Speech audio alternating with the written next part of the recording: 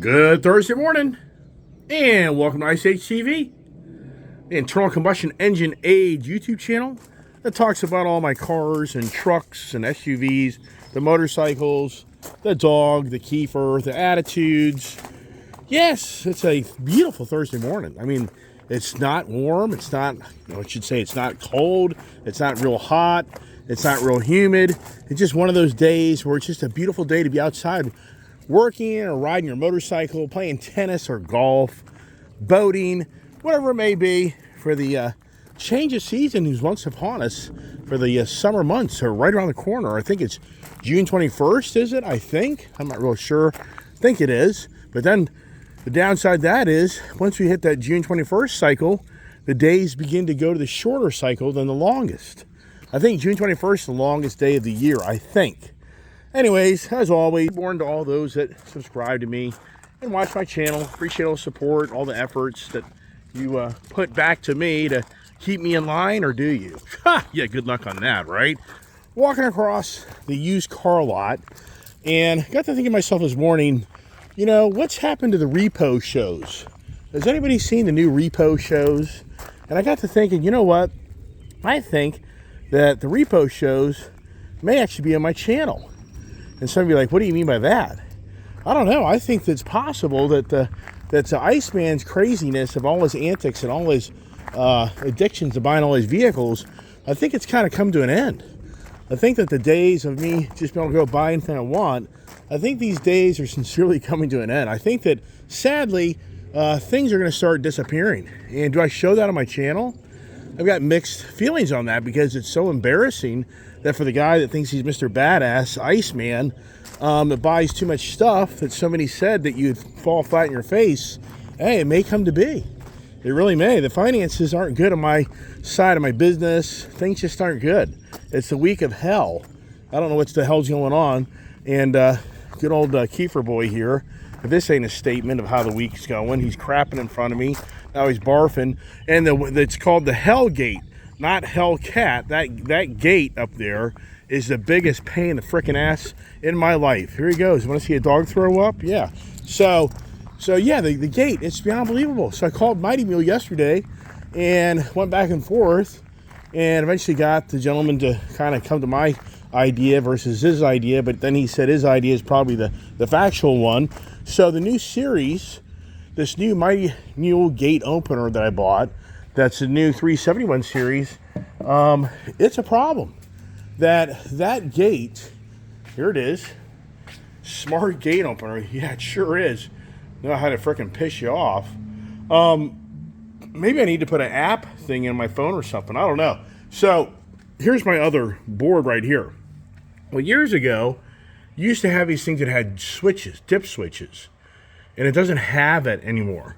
So all the new technology now is you turn this unit off, and when you turn it back on, if you're holding your fob next to it, it'll read the frequency, the FM transmitter frequency, and it'll automatically program your fob.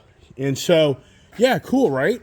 Well, the problem here is the new gate opener has such good FM frequency, it's getting confused with this one with that one. So it's very challenging now to differentiate which one knows which one to use. I think it's like the one-way road versus the two-way road. It's like the one-way road of two opposing vehicles, they run into each other. A two-way road, they pass each other and you can continue to move down the road. So it's just, it is so aggravating that I spent the afternoon yesterday reprogramming my vehicles because I changed the barn codes.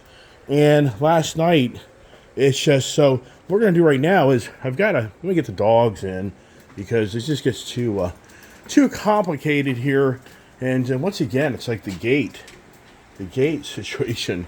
And it's, you know, if you look at my property, it's very important for me to be able to open up my barn doors, open up my gate. It just makes life so much easier for me to be able to interact in my property without having to manually open and close things. So right now, here is the gate and the barn opener that I just programmed. So now does the barn work? So it does. So it's really weird. It's so strange. Last night, this same transmitter in my truck would not do that. It was so weird. As my daughter took the Ram truck last night to her hot yoga, and the internal home link worked to open the gate. But then she got home, and last night, all of a sudden, my this didn't work. It was the weirdest thing. Now let's see about the gate up here. And so now it works. So it's the devil's, it's the hell gate. I don't know what the hell's going on. I don't know. With any luck, maybe it was just a fluke last night, and that's what it was. I can only hope on that, because having that gate is really very important for my property to keep things in order, and to keep the riffraff out, and to keep the repo truck off my property. Yeah, I know some people may take this conversation in different ways, but I don't know. Here's the dilemma of my life. I have so many damn toys and trucks and cars and motorcycles, and the expenses are through the roof. And it's just, when do I just say to myself, you know what? It's just time to look at myself in the mirror, and it just isn't going to play out the way I thought financially, where I'd be making great sums of money off of YouTube, and my business would be making a lot more money than I budgeted for, which I did last fall. I actually increased my prices, and I really thought that would help my business make a significant more amount of money. But it never really played out. And so for me, yeah, in hindsight, you always wait till the money comes first before you spend it. But yeah, if we live like that in today's society, this country would be a third world country, because people borrow off of credit to buy everything. And that's what drives this whole economy. You take away the credit factor, this country's broker than broke. People just don't have the money to buy all this expensive stuff. And yesterday, one of my subscribers was saying, show me the $10,000 gift of money from the government. I'm like, well, yes, the government gave far more than $10,000. Yesterday I was talking about how this whole inflation thing has exploded because the government handed out so much free money, and it gave out tens of thousands of dollars. But for an individual, I understand the statement he said was it's $1,600. And I said, yes, that's correct for an individual. But if you go to the business side and small business and PPP loans, the payroll protection plan that the government, to keep businesses in business with employees that have been laid off because of the pandemic, the government opened up an entitlement program that they would pay you 26 weeks of payroll monies to your company if you qualified. Your books were clean and you had everything in order, and you're yeah, right. You know how many people stole that money? It's unbelievable. You know how many people created fake companies and took that money by the millions? A lot of them got caught. But the point is, if you had a legitimate business, you were able to take PPP loan money. How do I know? I resisted it for a long, long time, and I'm just a very small company. And so then I finally decided to take it. And the conditions of it was very minuscule. It was $13,000. It wasn't a lot. Other key people are getting $100,000, $1 million.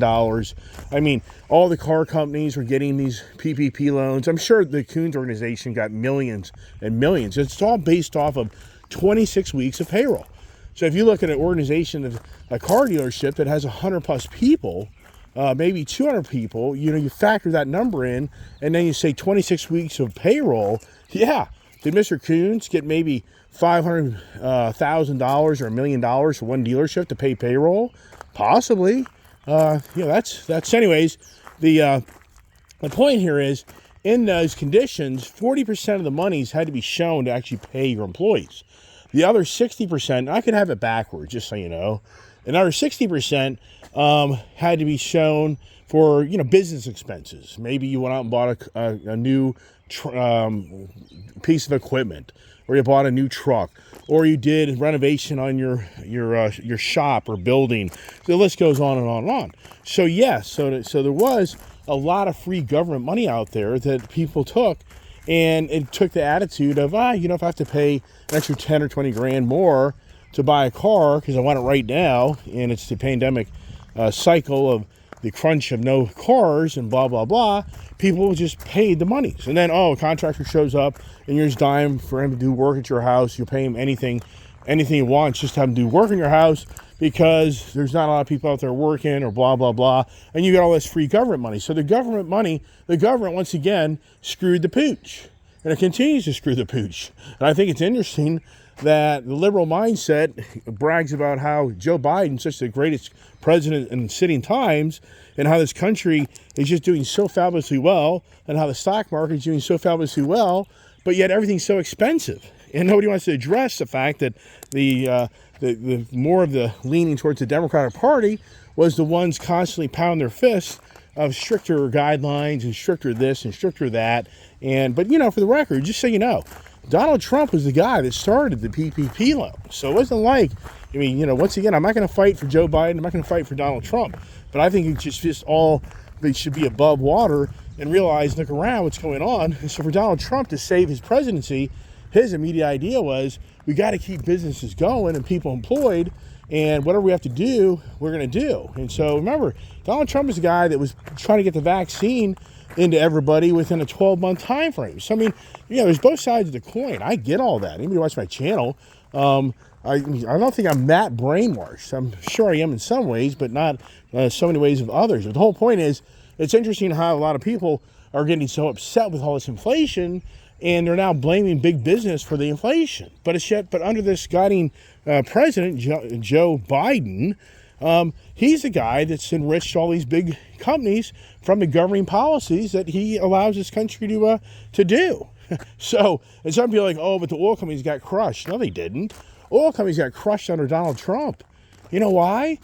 Because the gas station industry dried up, because the shipping industry dried up, because the airline industry dried up, because the trucking industry dried up, blah, blah, blah, blah. You had like a year of just total solitude in this country of the government forcing people to stay home. And so that created a huge, huge amount of non-buying gas or diesel and aviation fuel and ship fuel, because everybody was forced to stay home. So for the energy sector, they got crushed. That's why we had the $1.99 gas. Under Joe Biden, that's all changed. The demand came back from the world to get back in position to start working again through the pandemic, and it drove the market to start drilling again. But then people will say, yeah, but Joe Biden's anti-oil, and he shut down drilling in this country. That's not correct. What he did is he has future laws, future leases that he's tried to shut down. For the immediate future, per se, the oil companies themselves shut down things because they got so hit by not selling fuel, and they made the decision to idle things. That's the real story, because they couldn't make any money.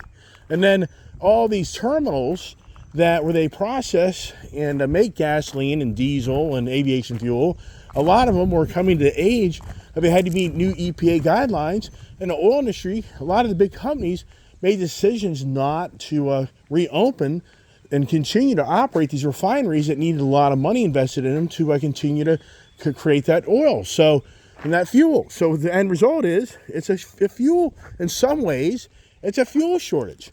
And then you take the Ukrainian war and the Russia war, where overseas Europeans are being forced to buy their natural gas and their diesel fuel from somewhere else because Russia has been sanctioned against. So if you really step back and look what has really gone on, it's all these policies that's been under Joe Biden that has created the wealth of so many companies.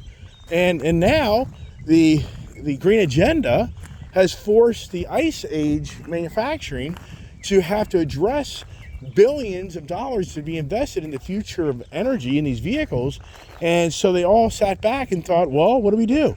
We just go after the ice age people to supplement the EV age. And that's why all your vehicles got much more money. That's the dirty secret. The ice age manufacturers don't want to talk about on how they've raised their prices significantly in all the ice age vehicles to gather monies to be able to help them try to transform into the EV age. Hello. This is just common sense stuff. So yes, under Joe Biden, because of his IRA, Inflation Reduction Act, that act has created a very expensive economy. But it's a no-brainer. The average person gets this. Transitioning from one form of your lifestyle and energy to another is going to cost you money. it's going to cost more money. So it really shouldn't be any surprise. I'm surprised the liberal mindset person would actually be beating up Joe Biden.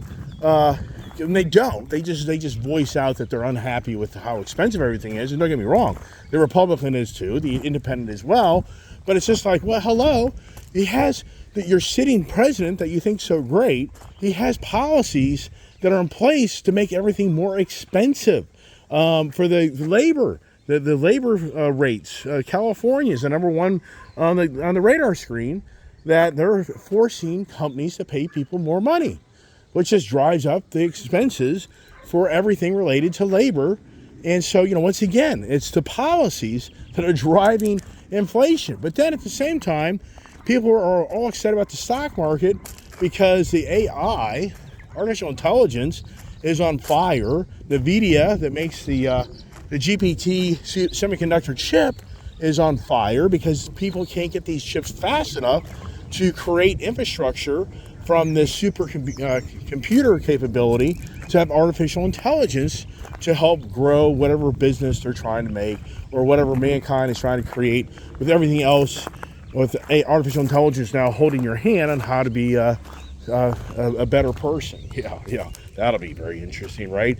And so, once again, it's all about everything's gotten so expensive. But now, as you see, through the gloom and doom of the gloomer doomer guys, I talk consistently on my channel, is that the whole car market, and now they're talking about the housing market, but I would say more so the car market is in a shambles like never seen, because everybody paid way too much for everything here in the last few years. And now the car makers are challenged because from all these gloomer doomers, the people aren't showing up anymore to buy these expensive cars. And so the manufacturers now, riding off that high-priced Ice Age vehicle to supplement their EV transition, are now stuck. They're stuck. They're stumped. So the big YouTubers out there that get all the hits every day are constantly telling you every single day of your life that it's over. That all this stuff here, it's over. So like the Ice Age guy, he'll never get out of these cars because they'll never have the value, anything close to what he paid for them. That all these cars he has are always going to be $20,000, $30,000 plus losses, and maybe even $40,000. So for me as an individual, it's kind of like, wow, hey, that's my shoe, dude. No, keep her, drop it. There's my Croc. He just always does something. Get out of there. Look at that. He is all, gotta go close the camper. So he went in the camper and got my shoe. Yeah. One of my subscribers, Metallica, is like, you lose subscribers when you show those Crocs. Yeah. Better than sandals, in my opinion. So, anyways, where do I put it where the dog doesn't go? What else has he gotten inside here? Oh, it just doesn't end. On the Kiefer dog, it's just never ending. I forgot to do that, do this. And I'll now lose my whole focus and concentration because it's all the dogs done all that to me right now, if you know what I mean. So many ways, I look at myself and say, you know what? Maybe it's just time to cut bait and tell the guys, come get your stuff. And then, sincerely, it just stops all of the antics of me buying stuff. And I've said it many times. If I didn't have all this debt sitting on this driveway right here, I could just go write a check about every other month or so and just buy a car and just outright own it. And so, yeah, what's the worst case scenario that happens? They take the vehicle back. I've been through this. I've been through it a lot, but I've been through it. They take the vehicle back. First thing is, you got to be a solid 3 months behind on your car payment. So if you're a person right now saying, do I just let my car go to repo? Well, there used to be laws in Virginia, and I don't know if they're still active because of the pandemic, but they did have a law in Virginia that no financial recourse if you're a Virginia resident on a repossessed car. Meaning, if you don't do anything criminal to buy the vehicle or to keep the vehicle, and you just relinquish the car in good terms, and they take it to auction, and there's a deficiency. There was a law at one time. I haven't looked into it in 2 years. I used it one time here a few years back, and it is legitimate. It was on a Jeep Wrangler that I bought during the pandemic. Chrysler Capital wasn't very nice. They charged me $3,500 of interest on having 3 months of no payments during the pandemic to try to help me get through those challenging times when the whole gas station industry just died because everybody was sitting at home. So, and then they charged me $3,500 in interest, and I told them to go pound sand, come get your car, and they did. And then they chased me for a bunch of money, and I told them read the Virginia law. Go to your sitting attorney in Virginia that would try to go after me and prosecute me or whatever you want to say for the difference. They looked into that, and guess what they found out? The state of Virginia created a law in like January of 2021, if I remember right, and it was a law that protected you for no financial recourse on repossessions of cars. Now, once again, was that just because of the pandemic? I don't know. But the whole point is, when you go through a repossession, first thing is you have to be 3 months behind. And then technically they have to give you certified notice that they're going to come get your car. I mean, there are procedures and protocols they have to go through to come get your car. So here's the ball game. So if you've got a $1,000 a month car payment and you're like, I'm done, I ain't gonna pay no more. So there's $3,000 saved over 3 months. Then, whether you realize it or not, from the time they come get that vehicle, and then they take it to auction, and then they finally sell it, and then they come chase you for the difference in monies, it could be another 3, 4, 5 months. It just depends on how quickly the car is sold at auction. And in today's world, you're hearing all these used car people say that the auctions they're terrible. People don't buy anything. I mean, this is what you're hearing through the so-called expert YouTubers. And so, once again, technically, there's 6 months of financial relief for you. Technically, but here's the challenge. Do you have a car that you can drive in the meantime before that goes public on your record? But the first thing that's going to happen is you're going to be show up in your credit bureau. You're 90 days behind on your car payment. So that's a strike against you. So now you go try to buy another car, it ain't going to work out. So if you're smart, what you do is you go buy yourself a car now that's more affordable, and you just know you're going to cross the bridge that you're going to let that other car go. Because at least you still have good credit and you got a good car, but maybe the payment's a third or half of what it was. Then you let the other car thing go. I mean, that's a dirty trick, but for me, it's like me, would I really have to worry about it? No. I would always have infinite amount of vehicles here. If they took a vehicle, so what? I still have another vehicle. I told my daughter last night, technically, I could never buy another car in my lifetime. Do I have enough cars in my collection that I could be able to drive for the next 20 years? I mean, if I kept 5 to 10 vehicles, yeah, I could. But the amount of money I'd be saving, I could just be saving up money just to buy a car and not even go through the financing side. And as so many people know, George P. even brought this up a while back. Thank you, George P., for staying involved with my channel. So he sent me a nice video showing the 2014 Camaro Z28 was like $69,000. Yeah, so those things are starting to gain traction with value, apparently. Anyways, the whole secret in the car industry, which isn't a secret, but the whole known thing is finance. The financing side is what drives so much of the monies to the dealership, because the dealerships get rewarded for getting finance deals done. That's a cut of money. And then once you're in that finance office, they're going to sell you gap insurance, and then they're going to sell you extended warranty. Then they're going to sell you paint protection. Then they're going to sell you the wheel protection. They're going to sell you the maintenance panel. So all of a sudden, the back end, they get $5,000, $6,000, $7,000 of markup on top of the car, and that's probably realistically half. I would say a third of that money is a commission to the dealership. Yeah, but if you turn the car in early and you have to get that stuff all back, that's a take back from the dealership, I think, in some ways. Don't know a lot about that because I'm not on that side of it, but I used to be in the equipment side, and I did get rewarded for getting finance deals done. I would get X amount of dollars kicked back to me. And if you can upsell the financing on the rate, there's a lot of dirty little tricks that goes on in the car thing. But anyway, it's back to the repos. Yeah, so for me, in so many ways, yeah, what's going to happen to me? My credit's going to have a ding for good credit. My personal credit's going to have a ding for good credit. And so then that changes all the dynamics of I just go buy whatever I want. That kind of comes to an end. I mean, and it even goes to motorcycles. It goes to everything. Credit cards, buying a house, all that stuff starts to add up. Because then you're looked at as a bad person because you don't pay your bills anymore. But at the same time, as I've said many times, oh my gosh, if I just got out of all these vehicles and I went back to the basics and simplicity, the amount of cash flow I'd have, would I just buy things outright, that would be the better way to go. And with the constant gloomer doomers that are telling everybody that it truly is over, and they show on their channel on how bad it is, you just have to say to yourself, wow, right? I mean, wow. So here's, once again, it's always me wanting to share with you the antics of others, and I'm going to do that right now. Just to see this one guy here who's always, so this guy here, this guy's impressive. This guy, it's done 181,000 views in 15 hours. So this guy here is a used car guy. I don't know if he's I don't know really where he is. But look at that. Is that impressive? 181,000 views. So that guy right there, that video has to be worth at least, I would guess, $1,000. That'd be my guess. That one video. So this guy, this guy's smart. He's making probably $1,000 a day making these YouTube videos, $500 a day. Think about it, even $500 a day, that could be 15 grand a month.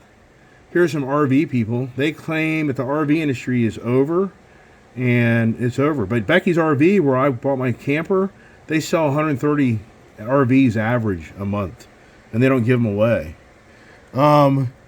Here's this guy, Michael Bordenero, 163,000 views on how the whole nobody can afford their house anymore. So very impressive for these guys that just they get incredible hits. And I was telling my daughter last night, I said what's really interesting about my channel is you go to my channel and you look at like 3 years ago. Let me see if I can find it here for you. I'm going to put in GT 350. I posted some GT 350 stuff last night. So last night, so look at this here. 2 years ago, junk on my phone. 2 years ago, I had 806 views on that video. So, and 2 years ago, I probably would have had about. So I reposted a shorty last night. So that's a shorty, which that gets more attention. And then here's the one I posted that was a full 11-minute, 44-second video. So 806 views from 2 years ago, and that versus last night, 140 views off that shorty. But 2 years ago, I had like, I'm gonna guess 2 years ago, I had maybe 4,000 subscribers. That's my guess. So my daughter, she was like, yeah, but if you look at that number and you factor how many views you got back then. So I started saying, okay, think this through. If I was getting, let's just say, she said, yeah, but that was back then and you had X amount of views versus today. I was like, yeah, but if you take the number of people that watch the channel and it was cumulative over years, that should be realistically 10,000 views on that 11-minute video. But it's not. And so that's why I scratch my head of all these videos you make. So what's really coming more apparent to me in my YouTube channel is the old videos, they're just a waste of time. Once your videos kind of get X amount of days in, they're no longer highlighted. You have to go in and republish them to get any attention again on them. So they're gone. They're just buried in the library of dusty books. And you just don't get any much response. So the point is, 2 years ago, I had at least probably half the subscribers, and you had 800 views. And then, so now today, I would post a similar video with 12,000 subscribers, and I have within reason of the same amount of views. So, wow. Isn't that exciting? Isn't that something?